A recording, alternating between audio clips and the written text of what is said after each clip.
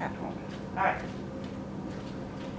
So, starting with the principal quantum numbers. So we talked about briefly what a principal quantum number was last class, and it's these numbers that you see on the side of the periodic table.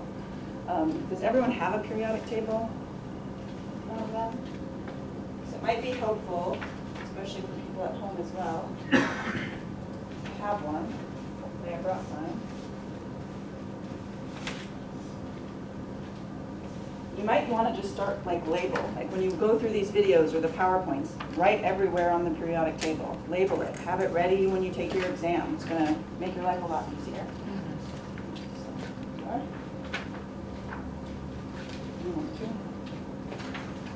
So I have a makeshift periodic table up there just for purposes of pointing to things so you can kind of see where I'm looking at. So the principal quantum numbers are those numbers that you see to the far left of the periodic table. Now it's represented by the letter n. So n equals 1 would be this first row here. N equals 2 would be the second row, so on and so forth. So these principal quantum numbers are going to direct us and tell us which row to look in. Okay, but notice some rows have quite a few elements in them. So if we're looking in row 4, we have these 2 elements, we have 10 elements here, and then 6 more there. So we need to narrow it down even further. So how we do that is with this angular momentum quantum number. So that's when we talked about the letters, the S sublevel, the D sublevel, and the P sublevel. Okay, so what we're doing is now we're taking those rows and we're breaking them down into smaller sublevels. So the S block, or the S sublevel, are these first 2 columns here. And we call these the alkali metals and the alkaline earth metals. Okay? Now when I'm talking about the S block, hydrogen is in the S block. We said that hydrogen is not an alkali metal, but it is in the S block, so it does belong here for that reason. Helium belongs right next to hydrogen in this case. So I'm going to do a little dotted and put helium here. The reason he's here is because he's part of the S block. Okay? You'll notice throughout the semester, hydrogen and helium, we're going to be moving them around a little bit for our own purposes, depending on the situation we're talking about. Okay, so here's our S block. Our D block, that's the transition metals. That's those 10 elements in the middle. Okay, and then our P block is this last section of the main group metals, these last set of representative elements. So what we're going to do with this is we're going to describe the electron configuration, so how many electrons a certain element has, as well as where those electrons are. So that's the purpose of this. We're describing electrons. Okay, and we looked at last class, we said the S block had a max of 2 electrons. And we know this because 1, 2. There's 2 maximum columns. So that's the max it can hold. For the D block, when we counted those, there was 10. So it can hold a max of 10 electrons. This is kind of a little review from last class. And then the last, there's 6. So a max of 6 electrons. And this is max. It doesn't have to be 6. It can be 4, it can be 3, as long as it's less than. Okay, so these maxes are going to help us when we're writing our electron configuration. So I'm just going to jump right in and show you an electron configuration and then try to explain how we came up with it, and then we'll try a new one on our own. Okay? So I'm going to start with oxygen. So this would be the electron configuration of a neutral atom of oxygen. Remember when we said neutral means it doesn't have a charge. So when we have a neutral atom, its protons, the positively charged ions, are equal to the electrons, the negatively charged ions. Okay, so we're going to keep that in mind as we go. How do I start writing the electron configuration? Well, use the periodic table like a map. You read it like a book, from left to right. Once you get to the end of one line, you go and start at the next line. Okay, so I'm always going to start at the first line. This is the lowest energy level. So I'm starting at principal quantum number 1. So that's what this 1 is right here. That's the principal quantum. It's saying look in row 1. What do I hit first? S block. So that's why I write 1s, because I'm going on a map. It's like a maze, and the first thing I hit is S. So I'm saying, okay, go to row 1, hit the S block. Now this 2, that's the number of electrons. So all of these guys here, these are the electrons, those superscripts. The reason I say 1s2 is because I'm trying to get, the goal is to get all the way to oxygen. So what I'm writing is a path to get there, okay? So 1s2 says, okay, you're at helium, because you're in period 1, you're in the S block, and it's the second one in. So now I'm at helium, but notice I'm not done. I'm not at oxygen yet, so I have to keep going. And there's nothing else in period 1. So I'm done with that line, and now I have to go to the next line, which is period 2. So I say, okay, now go to period 2. Where do you hit first? S block. You always hit the S block first. S is the lowest energy out of these 3 sub-levels. So you always want to fill from the lowest and go higher. So I hit the S block first, and what's the max that I can fit in the S? 2. So 2s2, what I have written there, brings me to beryllium. So saying, okay, now you're at beryllium, but keep going. And in period 2, I have a P block as well. That's the first time I hit the P block. Okay, so after 2s2 at beryllium, I stay in period 2 and I keep going, and then I hit the P block. So starting at boron, that's going to be 2p1. It's the first one in the 2p block. But I want to get to oxygen. So to figure out what oxygen is, I just count how many in the P block I need to go. So 1, 2, 3, 4. It's the 4th one in. So 2p4 describes oxygen. Another way to check your work, since this is a neutral element, if we count those electrons, how many do we get? 4, 5, 6, 7, 8. So 8 electrons is what I'm representing. Since it's neutral, that means my electrons equal my protons, right? So that means the atomic number of oxygen should be 8. Looking at your periodic table, it's number 8 on the periodic table. Okay, so you can always do that as a check, and it only works for neutral elements though. Once we get into ions, it's a whole different ballgame. But if it's neutral, your electrons should be the same as the atomic number. All right, let's try another one. Let's do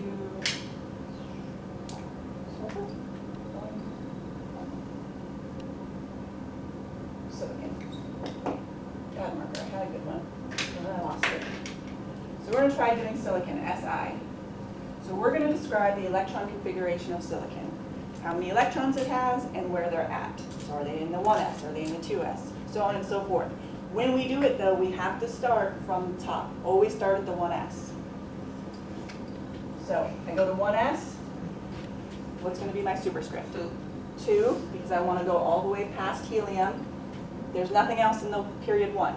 So next I go to period 2, so I'm in the second principal energy quantum level. And I hit what block first? S, B, or D? S. We always hit S first. Do I want to go all the way through the 2 S's? Yes, so my max in the S's? 2. So that's saying I'm at beryllium. So I'm keeping going. I'm still in period 2, so I'm going to write 2, but what block do I hit next? P. P. Okay. Is silicon anywhere in the 2 Ps? No. No, so that means I want to go all the way through that. So what's the maximum that can fit in the P block? 6. So I'm going to put a 6 here, because what I'm saying is go all the way through to neon. So now I'm at neon, 2p6. I'm done with that row, so what row do I go to next? 3. S2, that brings me to magnesium. Still in period 3, and notice I'm not hitting the D's yet. 2p. So 3p. Is the second one in? Go ahead and believe it. All right. So that would be the electron configuration of silicon. And then make it equal to 4. And if you add these, since it's a neutral atom, they should equal to its atomic number. Okay, cool. All right, so now let's bring in the D block so that we can confuse ourselves. So the D block is N minus 1. Okay, so what I mean by the D block is N minus 1 is the N values I'm talking about here are the principal quantum numbers. Okay, so once we get to period 4, right, that's the first time we're going to hit the D's at all, right? So this is 4S, agreed? If I go over here, this is going to be 4P, right? The confusing part, this is not 4D, okay? This is 3D, because the D's are always one less than the period you're in. So if I'm in period 4, when I hit the D's, it's going to be 3D, one less. If I'm in period 5, the D block is going to be 4D, one less. 6, same thing, 5D. I'm not changing my S's and P's. Those always match with the period they're in. It's the D's that are one less. This has to do with how the electrons fill the energy levels, fill the orbitals themselves. You don't need to know the reasoning behind it. But the D's are actually lower in energy, so they get filled first is why they're called 3s. But that's kind of beyond the scope, of course. So as long as you can remember they're one less, you're good. Okay, so let's try one where we're going to incorporate the D's so we can see just how that looks. So, want to do one in the D's, or should we go? Feeling the S's today. Let's do selenium. Number 34, selenium. All right. So, start it off. Where do we start? 1s2. So notice all of these are going to start the same and look exactly the same until you get to that last piece of information. So 1s2 and then 2s2. And then 2p6. 2p6. So we're at neon. Then we go to period 3. And 3s2. And 3p6. We hit the 3p's. We want to go all the way through the 3p's this time. So we're at argon with 3p6. Then we get to 4. 4s2. 4s2, because we want to go through it, because selenium's over here in the 4p's. So 4s2, but this time we hit the D's before we can get to the p's. Most common mistake is people writing that 4D, but what did we just say? It'll be 3d. It can't be 4D, it's one less than the period it's in, so it's going to be 3D. Do we go all the way through the D's? Yes. We have to get to the p's. So it's 3D10, because remember, that's what we wanted to know the max is for. If you ever forget the maxes, you can always just count the elements there. So 3D10, 4P4, it's the fourth one in. Yeah. Okay. And just like before too, if you count these, my 6 is kind of low there, but they should equal to, what is its atomic number? 34? Because it's a neutral. These do represent electrons. I don't want to get confused with that, but since it's neutral, the electrons equal the protons. So that's why this is working out. So what I want to show you, now that we've seen these longhand ways, is there's a shorthand way to represent these. So for instance, if you were trying to do the electron configuration of an element in period 6, that's going to take a whole page, right? Or at least a whole line if you're writing small. So there's a shorthand way to write these, and that is called, and I'll just erase this top one, noble gas shorthand.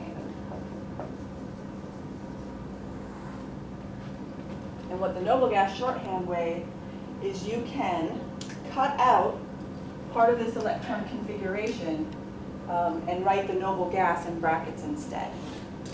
So how does this work? Okay, let's look at silicon.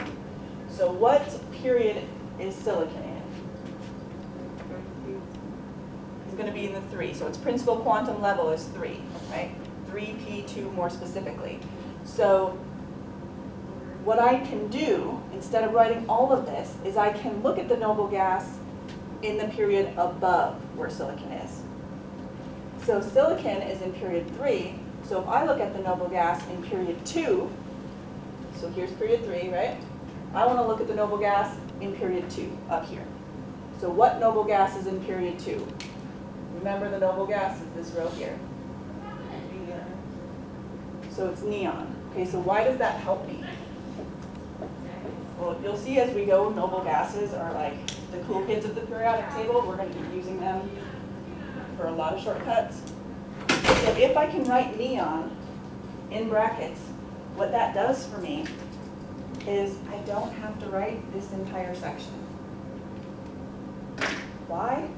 Because 2p6, 2p, 1, 2, 3, 4, 5, 6, represents neon.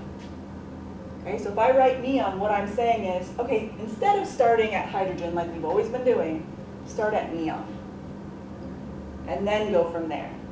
So you write neon, and you can skip this part and just write the 3s2, 3p2 portion. So you're saying, okay, start at neon.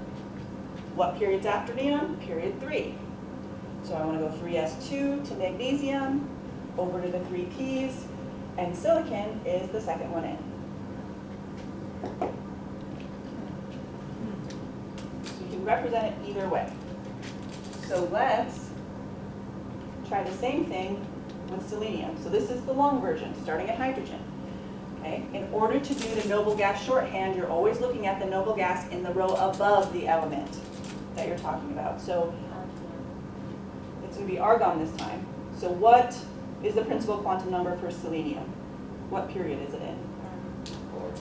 It's in period 4, so we're looking at the noble gas in period 3. So it is argon. Okay? So I can write AR, and that's going to take out this whole section here. Because this whole section, up to 3p6, so this is the 3, the p, and the 6, represents argon. So we're saying, okay, start here. After that, go to period 4. So you do need to include this part still.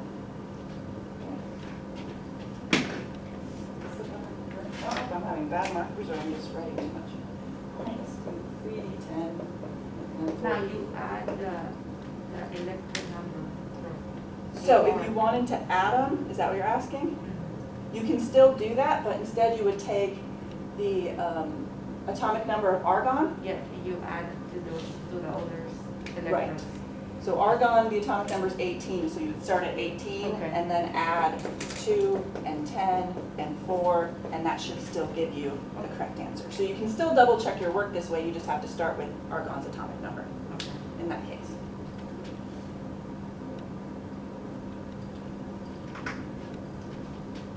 All right, questions on this so far?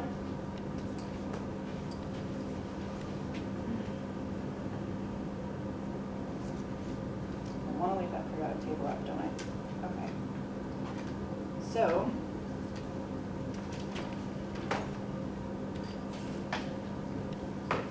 we're not done with this. We're still doing this, but we're going to add another layer. That's what we keep doing, right? So I'm going to add valence shell electrons.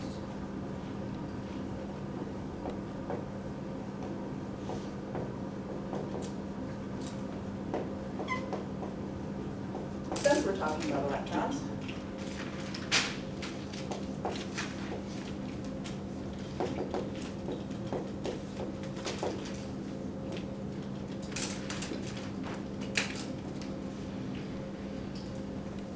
we're going to talk about valence electrons. Okay, there's different types. There's inner shell electrons and there's valence electrons. So what's a valence electron? I'm going to leave this thing down here as an example. When we talked about the atom, we had the center, the nucleus with the protons and the neutrons in it, and then we had the shells around it, right? These were the principal quantum levels. Same thing that we see over here. Okay, so valence electrons are going to be the electrons present in this outer shell only. Okay, so these guys are the valence. These are the electrons that are involved in bonding. Because if you have two atoms come close together, which electrons are they going to share? The ones on the outer edges. Why? Well, they're not held as tightly. Okay? If you look at the structure of an atom, we said this center was a positive center because of those protons. And the reason those electrons are orbiting it is because they're attracted to that positive center. But these valence electrons in that outer shell, they're really far away from that positive center. So they don't feel that attraction as much. They're not held as tightly. It's easier for them to be used in bonding. It's easier for them to be transferred, for another atom to come and take one of them. But these inner shell electrons, they're not involved in bonding because they're held tighter. They're closer to that center. Okay? It's going to take some work to try to get in there and take one of those. So valence electrons are the outer shell electrons used in bonding. Okay, so this is just a diagram to kind of show you the picture. Now, this is the picture-wise, but let's look at it with the electron configuration. So which one are the valence electrons? I said it's going to be the outer shell electrons, right? It's kind of a bad example due to those D's. That's okay. So it would be the electrons in just the outer shell. And these are the shells. Shell 1, closest to the nucleus.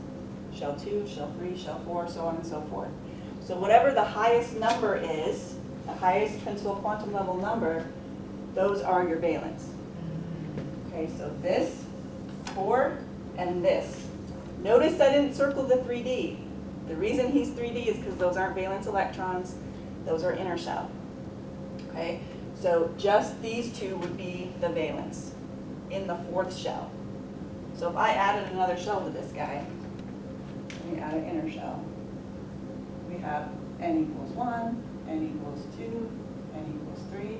This outer shell is my n equals 4. So that would mean I would have 2, 3, 4, 5, 6 electrons on that outer shell. 2, 3, 4, 5, and I wrote 7, so I'll erase 1. So we can represent these valence electrons in several different ways. We can draw a picture and put them on the outer ring. We can circle them, so we'll use the highest principal quantum level to figure out which ones are the valence. And then we can also see them in an electron orbital diagram. That's what I'm going to draw next. It's an electron orbital diagram. So, what element do you want to do an electron orbital diagram of? Don't pick one too far down. Any suggestions? Can I erase this bottom section? I guess if you missed it, you can always go back to the video. All right.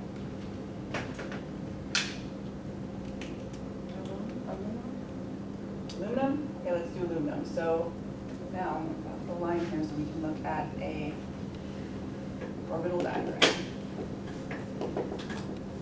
So what an orbital diagram is it's an electron configuration, but instead of written in a long line, it's a picture of it with different levels. Okay? So let's do first the electron configuration of aluminum. Let's start with that, and then we'll put it in picture form in an orbital diagram. So let's do it longhand way. So we're going to start at the 1s. So 1s, 2, 2s2, 2p6 brings us all the way to neon, and then we hit 3, and then 3p1. So aluminum's the first one in the 3p block. Good. All right, so using that, we can fill in what we call an orbital diagram. So it's showing all of those orbitals. So we have 1s, 2s, 2p, 3s, and 3p.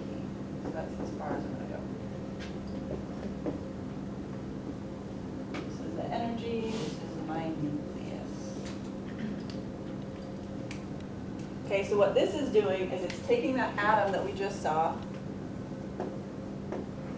and it's breaking these into those smaller sublevels. So my n equals 1 is just an s orbital. My n equals 2, that second ring, has an s, but it also has 3p orbitals. Okay. How do I know it has 3 orbitals? We talked about that last class. The P we said can hold a max of 6. An orbital can hold a max of 2.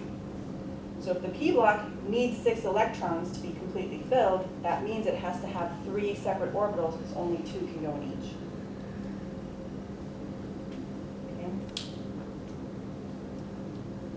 Now I don't think you ever have to actually fill one of these in. I think it's mainly multiple choice, but you're taking this and drawing the picture of it. So how do we do that? Well, we have to follow a set of rules. Now these rules, you'll want to know their definitions. They're also on the PowerPoints. We have the off-bow principle. I'm trying to think of all the ones. Off-bow principle. We have Hund's rule. There's one more, it's not coming. Sorry. Pauli exclusion, thank you. That's all I needed.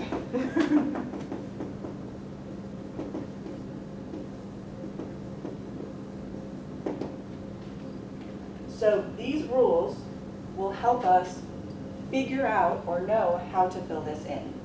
So we have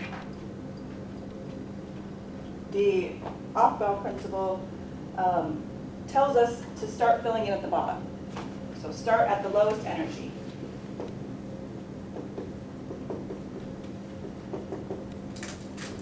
So how many electrons do I have here in my electron configuration? What's the total? 13, right? It's neutral, so it's going to be the same as the number of protons. So I have 13 electrons. What that means is I'm going to put 13 electrons in these spaces. And these rules are going to tell me where they go, how many can go in each, all of that. So the first rule, off-bow principle, says start at the bottom and work your way up. And we already knew that because that's how we start when we write our electron configuration. We always start at the 1s, right? So it's saying just start here and go up. Hund's rule, I'm going to skip over that and do him last because he only applies to P and D orbitals. So the Pauli exclusion principle says you can only have 2 electrons in each orbital.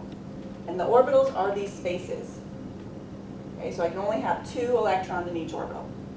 When we represent electrons, we're going to represent them as arrows. And the Pauli exclusion principle says, okay, max of 2, but they must have opposite spins. Okay, what that means is when I draw them as arrows, I want to draw one arrow up and one down, representing their opposite.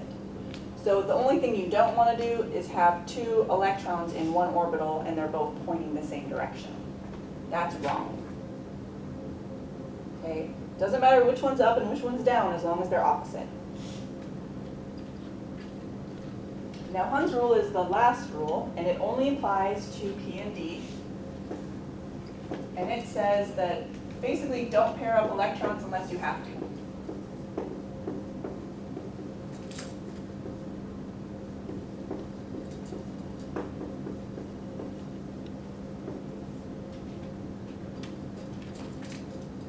And we'll see that in P and D orbitals.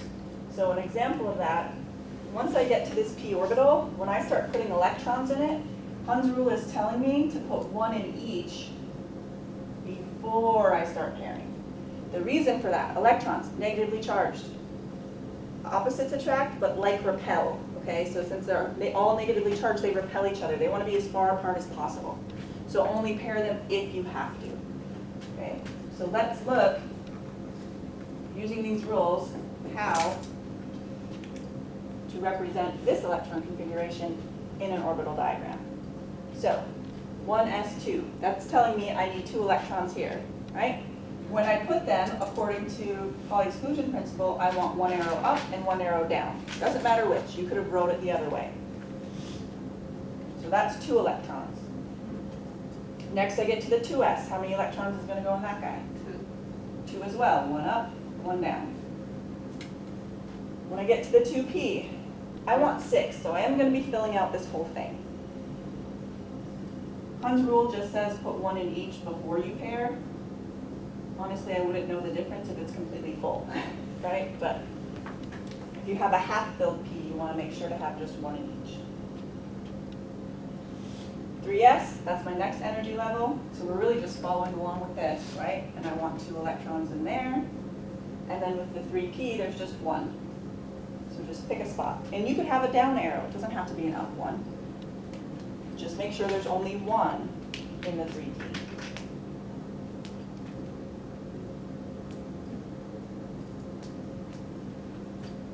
All right. Questions so far? So this isn't something that you're going to have to memorize and write out. You'll be given, for instance, let's just do an example. Let's do chlorine. I think on the homework it looks something like this. They write it all in a straight line just because on the homework it's hard for them to get it. So they would write 2p, we've got 3s,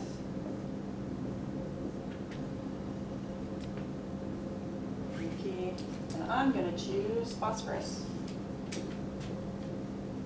that one will apply, the Hund's rule will apply to that one. So notice the S's have 1 space, the P's have 3 because they have 3 orbitals. So you want to fill this in starting at the lowest energy level, the 1s, and write the electron configuration in an orbital diagram for phosphorus. So 1s2, that's completely filled. Then we hit 2s2, so make sure they're opposite directions. Is this 2p full? So 2 electrons in each. Is full. The 3s is full. And then we only have 3 in phosphorus for 3p. Right, so if you get to the 3p, phosphorus is the 3rd one in. So that means you have 3 electrons in that shell. Would that be correct? No.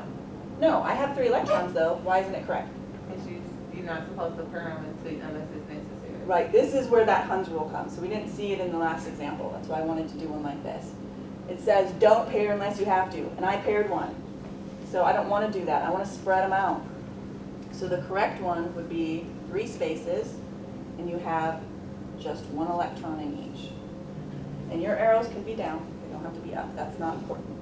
The important thing is there's just 1 in each of the orbitals.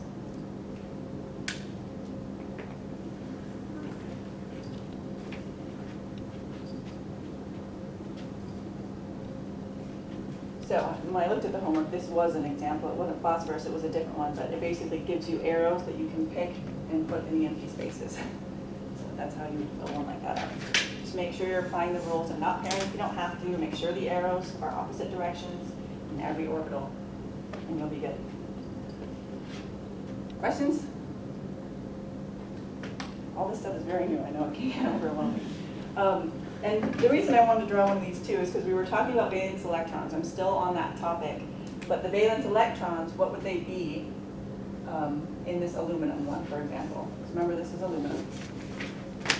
So the valence electrons are the outer shell. So how many valence electrons do you think aluminum has? 1. So 3p, yes, but there's also another 3. Oh. You have to count all of the ones in the quantum level 3. So there's a total of how many? 3. So aluminum's right here, right? We just said it had 3 valence electrons. Why am I writing a 3 up there? Every element in that group has 3 valence electrons. So boron does as well. You can use the periodic table to predict how many valence electrons each of these elements have. So let's try phosphorus. How many valence electrons does phosphorus have according to our orbital diagram? 1, 2, 3, 4, 5. We're looking at wherever the 3's are. This is our highest principal quantum level, level 3. So it's the S's and the P's, so 5. Let's see, phosphorus is here. So nitrogen also has 5. Arsenic, everyone in that group has 5. Okay, we can only predict the valence electrons for the representative elements, the main group elements. Okay, we're not going to be able to predict them for the D block, for the transition metals. They're all over the place. Okay, so how does this work? Well, you just count. Hydrogen, lithium, sodium on down has 1 valence electron. The second group has 2 valence electrons. We just said this group has 3, so how many do you think carbon has? 4. 4. This whole group has 4. 5. Oxygen, 6, Seven, 7, and then the 8. noble gases have 8, not helium though. Helium belongs over here in this case. Why? Helium has just an s orbital. He can only have a max of 2 electrons. He couldn't possibly fit 8 in this little space, right? So helium just has 2. All the other noble gases, however, have 8. So this brings us over to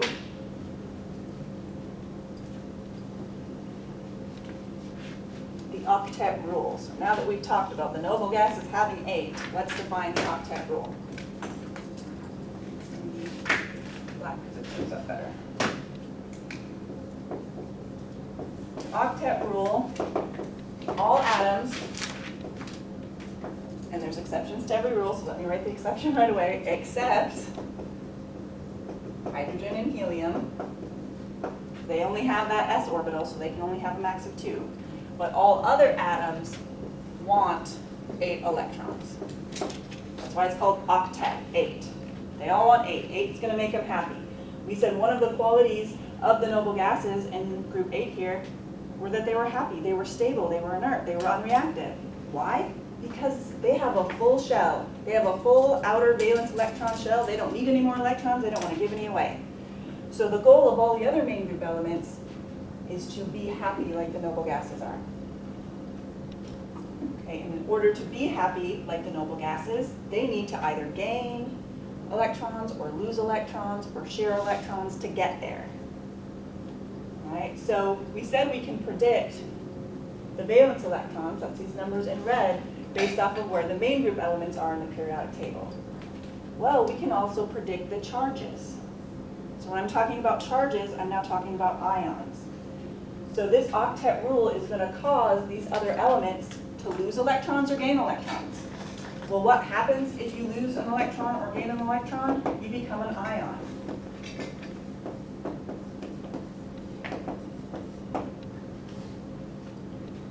And there are 2 kinds of ions.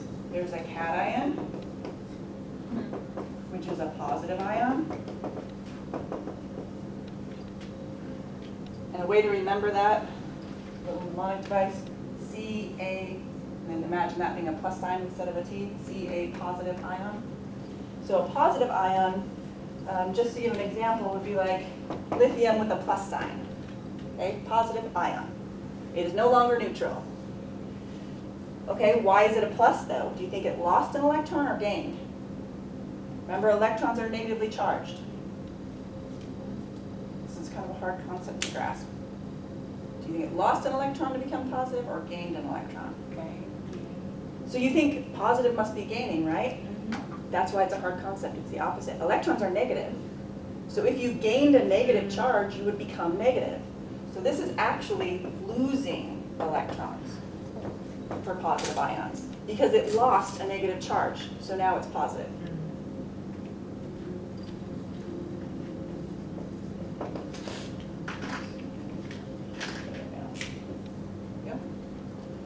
Anion on that case would be negative ion. An example would be chlorine minus 1. And negative ion, so a negative ion, anion. An example, chlorine with a minus charge, no longer neutral. This then would be gaining electrons.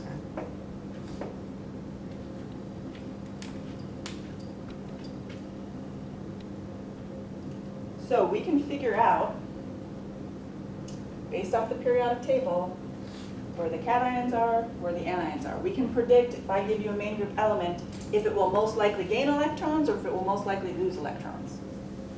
And the reason that they're losing and gaining is because they're trying to get an octet. They're trying to get a full outer shell. Okay? So, now let's look at charges. So, we can predict the ions according to the periodic table as well. Now I'm just going to write what each of these ions are as we go, and I'll explain in a second. That's not a plus 2, that's a plus 1. So I need. So all of the halogens form a plus 1. Not halogens, this is the alkali metals. I think I should be done for the week, it's only Wednesday. So plus 1 alkali metals. the alkaline earth metals always form a +2 cation ion, because it's a positive ion. So this means the alkaline earth metals are going to be losing 2 electrons. Notice they have 2 electrons in their valence shell, they lose those 2 to form a +2 ion.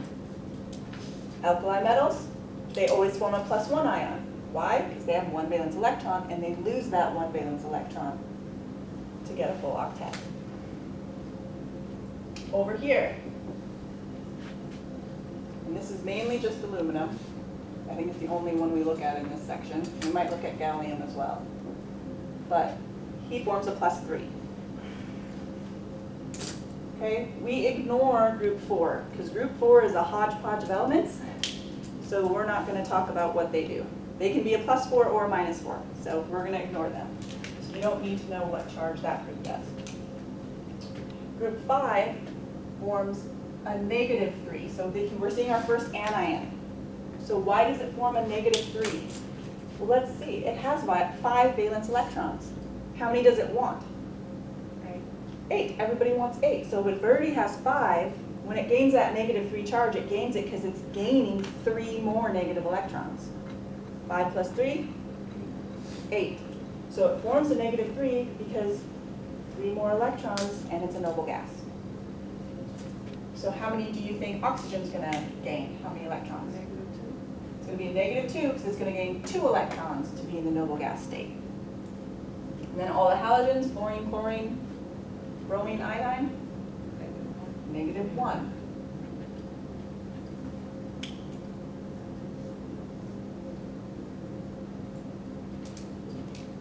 So you'll notice a trend here. Cations are metals. Because remember we have this zigzag line separating the metals from the non-metals. This is part of the reason we tried to learn where all those guys were. Notice everybody to the left, all the metals, are pluses. They're cations. They like to lose electrons to get their noble gas state, to have a full octet. So the anions are what? What's over here? Non-metals. The non-metals. The non-metals like to gain. Okay, what's the reason for this? Well, let's look at nitrogen, for instance. Nitrogen can form an octet 2 ways. It can either lose all 5 of those electrons to be like the noble gas in the row above it, or it can just gain 3. So what do you think would be easier, to lose 5 or to gain 3? Gain 3. So they're just going through the path of least resistance to be a noble gas. And the metals over here, so lithium, for instance, it just has 1 valence electron. So its choices are to lose that 1, and then it'll be a noble gas up here. I mean, not up here, but helium, for instance. Or its other option is to gain 7.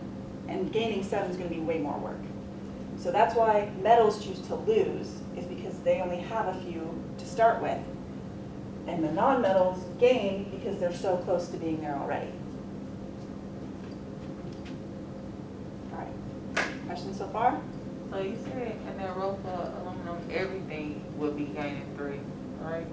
Losing. Losing. Yep. So that's the tough part. You see a positive and you think, oh, it's gaining. No, it's losing the negatively charged electrons.